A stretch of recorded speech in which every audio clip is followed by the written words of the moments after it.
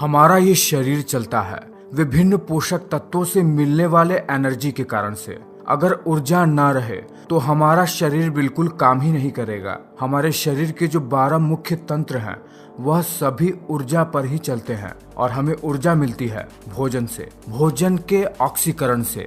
अगर जो भोजन हम खाते हैं उसका पाचन होगा ही नहीं तो हमें एनर्जी तो मिलेगी ही नहीं। साथ ही साथ वह पोषक तत्व जो हमारे शरीर को बनाते हैं, जैसे प्रोटीन जो हमारे मसल्स को बनाती है और उसकी मरम्मत करती है, विटामिन्स जो मिनरल्स को अब्सॉर्ब करने का काम करते हैं, और कुछ खास मिनरल्स जो ब्लड जैसे चीजों को बनाते हैं। अगर वो चीजें हमें मिलेंगी ही नहीं तो हमारा शरीर प्रॉपर तरीके से काम ही नहीं करेगा। और यह सब हमें मिलता है भोजन से, और केवल भोजन खाने से ही हमें पोषक तत्व नहीं मिलते हैं। उस भोजन का पाचन होता है, जिसके बाद हमारे पेट में मौजूद ब्लड वेसल्स भोजन में मौजूद उन पोषक तत्वों को अवशोषित कर शरीर के विभिन्न भागों में पहुंचा देते हैं, तभी हमें पोषक तत्व मिलते हैं। तो अगर अब तक आप यह बात जानते ही नहीं हैं कि भोजन पचता कैसे है, आखिर जो खाना हम खाते हैं वो पचता कैसे है, तो अब तक आपका जीवन एक मामले में अधूरा ही है, क्योंकि यह बात आपको पता ही नहीं है कि आपका शरीर चल कैसे रहा है,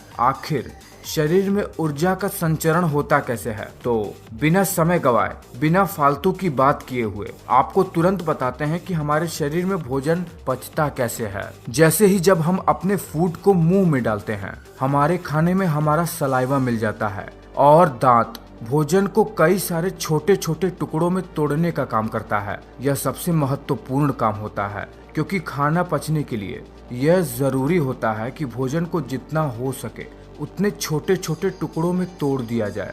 फिर इन टुकड़ों के ऊपर हमारे मुंह में ही मौजूद, जिसे कहते हैं बकल कैविटी, उसके अंदर ही दांतों और जीभ के बीच में सैलिवरी ग्लैंड पाई जाती है, जिससे सलाइवा निकलता है। यह सलाइवा भोजन के साथ मिलकर भोजन को बहुत ही ज्यादा मुलायम बना देता है। सलाइवा में ऐसे केमिकल मिले होते हैं जो फूड को ब्रेक डाउन करते हैं। उसके बाद जैसे ही यह भोजन हमारे जीभ पर आता है, हमारे जीभ में मौजूद टेस्ट बर्ड्स इसके स्वाद को हमारे ब्रेन तक पहुंचाते हैं। उसके बाद ही ये स्मूथ फूड, जो कि सलाइवा की वजह से हुआ है, वो भोजन की नली से होते हुए, जिसे इसोफेगस कहते हैं, एक बैग लाइक स्ट्रक्चर जो कि स्टमक होता है, वहां पर जाता है।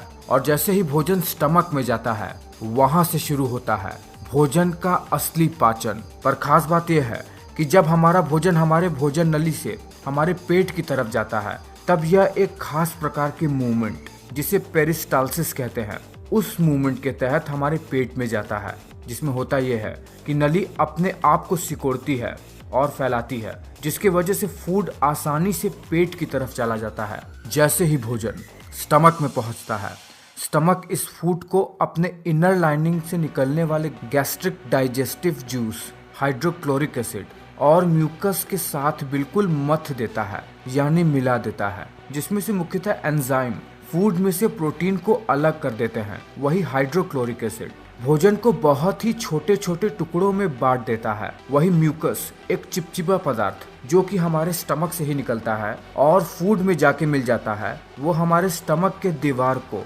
स्टमक से ही निकलने वाले एसिड से बचाता है, ताकि स्टमक की दीवार डैमेज ना हो। स्टमक में से निकलने वाले हाइड्रोक्लोरिक एसिड की वजह से पेट में मौजूद और फूड में मौजूद कुछ हानिकारक बैक्टीरिया हमारे पेट में ही मर जाते हैं, जिससे बैक्टीरिया हमारे शरीर को बहुत ज्यादा डैमेज नहीं पहुंचा पाते हैं। अगर आप इस चित्र को ध्यान से देख पा रहे हैं तो आप देख रहे हैं कि स्टमक से जुड़ा हुआ है हमारा स्मॉल इंटेस्टाइन, यानी हमारी छोटी आंत, हमारा फूड जो कि पेट में ही मौजूद कई सारे डाइजेस्टिव गैस्ट्रिक जूस के साथ मिल जाता है। उसके बाद इसमें मिले हुए मिक्स मटेरियल को काइम कहा जाता है, और यह काइम अब स्टमक से स्मॉल इंटेस्टाइन की तरफ बढ़ने लगता है। इस पूरे प्रोसेस में लगभग 2 घंटे का समय लगता है, जो कि अलग अलग फूड पर निर्भर करता है। जैसे ही ये भोजन स्टमक से छोटी आंत की तरफ बढ़ता है, इसमें और भी कई तरीके के केमिकल रिएक्शन होने लगते हैं। हमारी छोटी आंत लगभग 7.5 मीटर तक लंबी होती है, जो कि बहुत ज्यादा कॉइल्ड स्ट्रक्चर होता है, यानी बहुत ही कॉम्प्लेक्स कॉइल्ड स्ट्रक्चर होता है हमारी छोटी आंत का। छोटी आंत भी 3 भागों में बटा रहता है। सबसे ऊपर का भाग जिसे कहते हैं डुओडेनम, उसके बाद स्मॉल इंटेस्टाइन का दूसरा भाग आता है जिसे कहते हैं जेजुनम, फिर आता है स्मॉल इंटेस्टाइन का सबसे आखिरी पार्ट इलियम।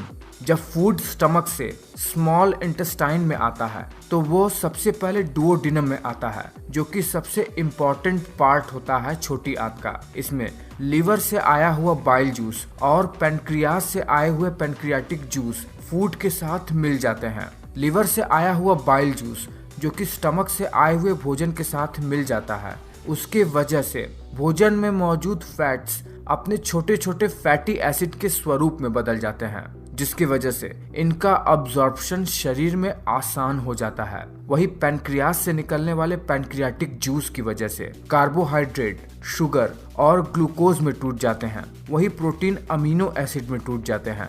अब जब इन जूस की मदद से भोजन में पाए जाने वाले महत्वपूर्ण पोषक तत्व अपने छोटे छोटे स्वरूप में आ जाते हैं, तो इसके कारण से छोटी आंत से यह ब्लड स्ट्रीम में अब्सॉर्ब होने के लिए तैयार हो जाते हैं। छोटी आंत के दूसरे हिस्से जेजुनम में पहुंचते ही छोटी आंत के दीवार पर मौजूद छोटी छोटी फिंगर लाइक स्ट्रक्चर जिसे विलीज कहते हैं, उनमें मौजूद छोटी छोटी ब्लड कैपिलरी में इन पोषक तत्वों का अब्जॉर्प्शन शुरू हो जाता है और यह प्रोटीन, कार्बोहाइड्रेट और फैट जैसे चीजें अब ब्लड वेसल में जाकर पूरे शरीर के विभिन्न अंगों में और शरीर के बाकी के अंगों में पहुंचने लगते हैं। धीरे धीरे इनका पाचन होते ही ये भोजन छोटी आंत के तीसरे हिस्से इलियम में पहुंच जाते हैं, जहां पर इन भोजन में मौजूद मिनरल्स का भी अब्जॉर्प्शन शुरू हो जाता है, जहां से हड्डियों वाले और खून जैसे चीजों को बनाने वाले खनिज तत्व शरीर के विभिन्न भागों में पहुंच जाते हैं। इतना सब होने के बाद भोजन छोटी आंत से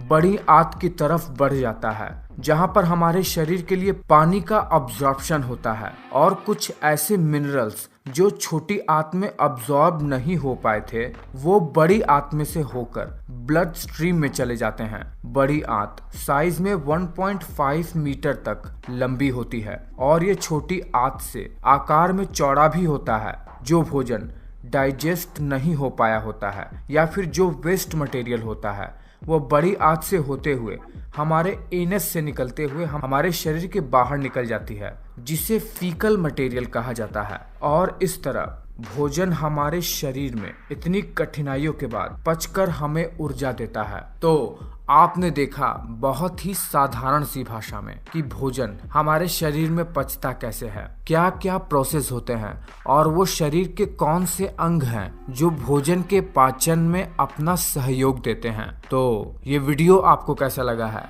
आपको ये जानकारी कैसी लगी है? अगर ये बात आप पहले से ही जानते हैं और आपको इसके बारे में और भी ज्यादा कुछ पता है तो ये बात मुझे नीचे कमेंट करके जरूर बताइएगा। बिल्कुल भी हिचकिएगा मत, मैं ये बात जानना चाहता हूँ। और वीडियो अच्छा लगा है तो एक लाइक कर देना और इंतजार कीजिएगा मेरे अगले वीडियो का। उम्मीद करते हैं अगला वीडियो आपको और भी ज्यादा अच्छी जानकारी दे पाने में सक्षम हो पाएगा। मैं मिलता हूँ आपसे अगले वीडियो में।